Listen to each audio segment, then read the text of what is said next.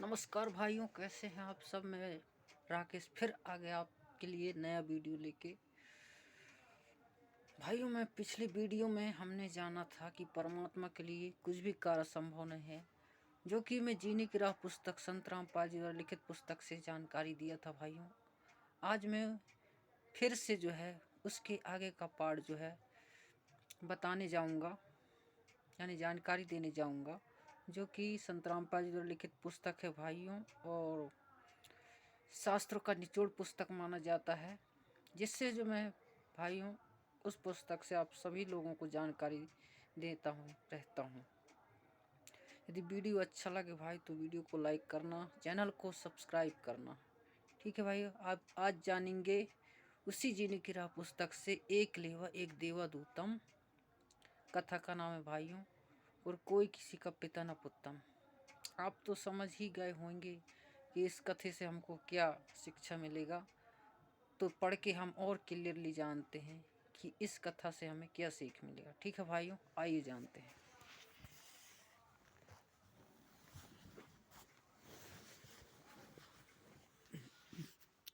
ये है भाइयों जीने की राह पुस्तक, जो मैं हमेशा हर वीडियो में बताता रहता हूँ कि आप इसे निःशुल्क घर बैठे मंगवा सकते हैं। जो कि अब कैसे मंगवाएंगे, जब आप संत रामपाल जी महाराज जी का सत्संग देखेंगे। मैं बता देता हूँ, इन चैनलों में डेली आता रहता है। जब आप ये सत्संग देखेंगे तो टीवी चैनल में जो है पीली पट्टी चलता है नीचे भाइयों, तो कॉन्टैक्ट नंबर जो रहे दिखाई देते हैं, उस कॉन्टैक्ट नंबर के से जो है आप अपना नाम, पता, एड्रेस और पुस्तक का नाम लिखकर जो है घर बैठे मंगवा सकते हैं। तो आइए जानते हैं आज की कथा भाइयों। एक लेवा एक देवा दूतम कथा का नाम है। ये है भाइयों, बहुत ही अच्छी लगेगा भाइयों जब आप इसको ध्यान से देखेंगे और सुनेंगे भाइयों। तो ये संत रामपाल जी ने इस ज्ञान को जो है अपनी जीने की राह पुस्तक में प्रस्तुत किया है भाइयों। कथा ऐसा है भाइयों, एक लेवा एक देवा दूतम। जिस समय श्री शिव जी ने अपनी पत्नी पार्वती जी को अमरनाथ स्थान पर एक सूखे वृक्ष के नीचे बैठकर नाम दीक्षा माने अमर मंत्र दिया था, उस वृक्ष की खोगड़ माने तने में बने बिल में मादा तोते ने अंडे उत्पन्न कर रखे थे। स्वस्थ अंडे तो शिव जी के हाथों से बजाई ताली से बच्चे बनकर उड़ गए। उनमें एक अंडा गंदा अस्वस्थ था, उसका जीव उसके अंदर था।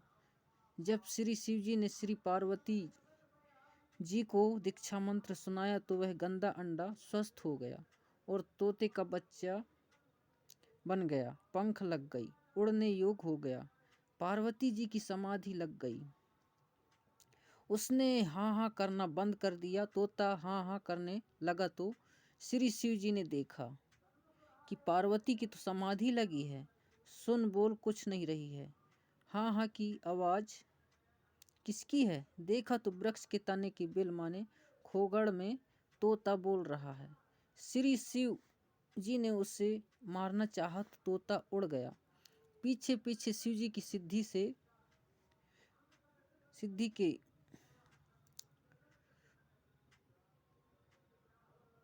से उड़कर मारने चले। ऋषि वेद व्यास जी की पत्नी ने जम्बाई ली। मुंह खोला तो तोते के शरीर को त्याग कर जीव व्यास की पत्नी के गर्भ में मुख से प्रवेश कर गया।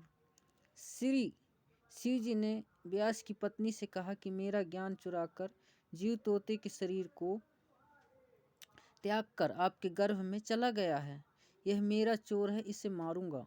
उसी समय ऋषि वेद व्यास जी भी आ गए थे, सब बातें सुन रहे थे। व्यास जी ने पूछा, हे भगवान, कौन कैसा चोर? श्री शिव जी ने बताया कि मैं पार्वती जी को दीक्षा दे रहा था, अंदर के कमलों का भेद बता रहा था। तो इस तोते ने सुन लिया। किसी अनाधिकारी को मंत्र बता देगा तो वह अमर होकर जनता को पीड़ा देगा। यह अमर हो गया है, मैं इस जीव को मारूंगा। व्यास जी बोले, हे शिव जी भगवान, जब यह अमर हो गया तो आप मारोगे कैसे? यह बात सुनकर श्री शंकर जी पार्वती के पास लौट गए।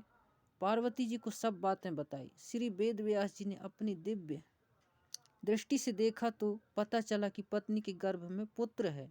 12 वर्ष के पश्चात पुत्र उत्पन्न हुआ। माता कहती थी कि पुत्र का नाम सुखदेव रखना है। इसके गर्भ में रहते हुए मुझे कोई दुख नहीं हुआ, मन में खुशी बनी रहती थी।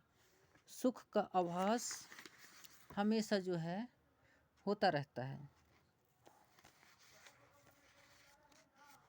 इसलिए गर्भ में ही इस बालक का नाम सुखदेव रख दिया गया था।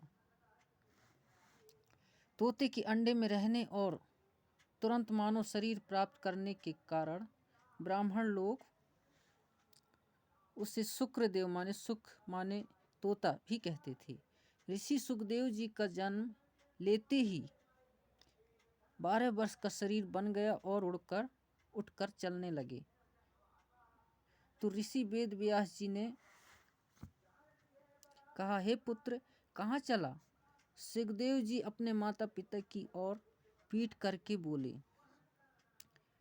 आपका और मेरा इतना ही संग है, माने संस्कार है। ऋषि व्यास जी ने कहा, हे पुत्र सुखदेव, हमने तो तेरे जन्म लेने की 12 वर्ष प्रतिज्ञा की और आज आप छोड़कर जा रहे हो। एक बार मुख तो दिखा दे।